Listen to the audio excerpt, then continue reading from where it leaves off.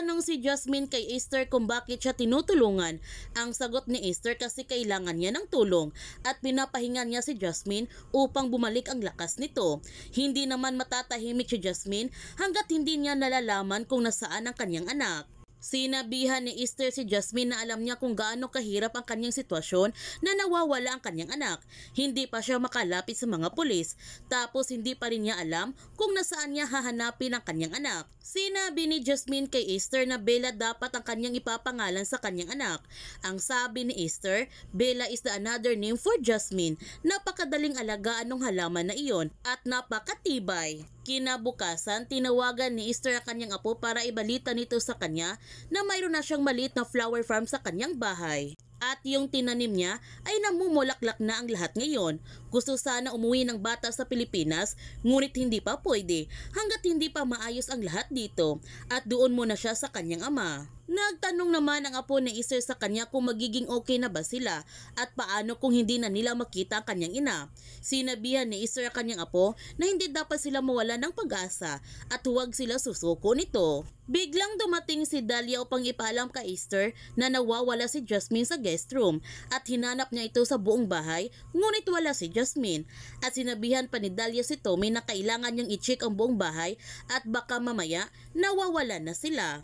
At nag-alala naman si Esther kung nasaan na ngayon si Jasmine. Pero pumunta pala si Jasmine sa bahay ni Iris upang i-check doon kung nandoon ba ang kanyang anak. Ngunit sa kanyang pagpasok sa loob ng bahay, wala ng tao doon. At nakita naman niya isang gamit na para sa sanggol na pambabae, kaya mas lalong naghihinala si Jasmine na tama ang kanyang kutob na kinuha talaga ni Iris ang kanyang anak. At nagalit pa siya nito nung nalaman niya na pumunta ng ibang bansa si Iris. Kaya bago siya tuluyang umalis sa bahay, sinunog muna niya ito para makahiganti na siya sa ginawa ni Iris sa buhay niya. Habang si Iris, sa Japan pala siya pumunta at doon muna siya titira at hindi pa niya alam kung kailan siya babalik ng Pilipinas. Nag-alala naman si Vito sa kalagayan ng kanyang anak, ngunit wala na siyang magagawa dahil buo ng desisyon ni Iris. Sa Japan muna siya manirahan ng ilang taon. Samantala, sa pag-uwi ni Jasmine sa bahay ni Esther, pinagalitan siya ni Esther sa kanyang maling ginagawa. Sinabihan ni Esther si Jasmine na lalo lamang niya inulubog ang kanyang sarili sa kumunoy, magnanakaw, mamamatay tao. Ngayon ano, arsonet? Ang sabi ni Jasmine na umalis ng ibang bansa si Iris at posibleng kasama niya ang kanyang anak. Nagtanong si Esther paano at sabihin niya sa kanya kung paano. At naiintindihan niya ang kanyang galit ngayon, pero sigurado ba siya? Ang sabi ni Jasmine, sino pa bang ibang gagawa sa kanya kundi si Iris lamang? Ang sabi ni Esther na sabihin nila na tama ang kanyang ginagawa, pero yung ginawa niya ay mali. Ang sabi ni Jasmine na hindi na niya alam kung anong tama, kung sa kanya ba itong nangyari ang nangyari sa kanya ngayon. Dito na nga sinabi ni Esther kay Jasmine na nangyari na sa kanya ito. 3 taon na nawawala ang kanyang anak, kaya alam niya kung gaano kahirap ang mawala ng isang anak. Kaya sinabihan ni Esther si Jasmine na pareho silang nasaktan ni Iris, parehong nawalan. Pero hanggat ang tingin ni Iris sa kanya ay kaagaw at kalaban, hindi niya makukuha ang kanyang gusto.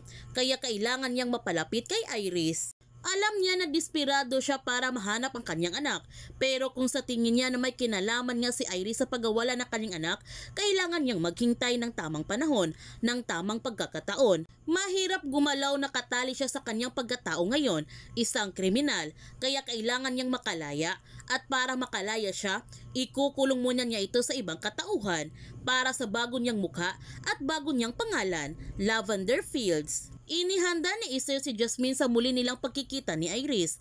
Binihisan at binigyan ng bagong katauhan upang hindi siya makilala ni Iris. Ipinakilala ni Esther si Jasmine sa lahat bilang pamangkin ng kanyang yumaong asawa at wala nga nakakilala sa kanya dahil malaki na ang kanyang pagbabago sa kanyang mukha. Malayong malayo sa itsura ni Jasmine noon. Habang si Iris umuwi na siya ng Pilipinas at sa kanyang pag-uwi sa bahay, niyakap niya ng mahigpit ang kanyang anak dahil sobra na niya itong namimiss. At mukhang ito na talagang anak ni Jasmine dahil magkasing edad lamang sila sa nawawalang anak ni Jasmine. Kaya huwag natin palalapasin ang kapanapanabik ng mga tagpo sa Lavender Fields. Kung bago ka pa channel ko, don't forget to like, subscribe, and click notification bell para palagi kang updated sa mga videos in-upload ko. Thank you for watching and God bless to everyone.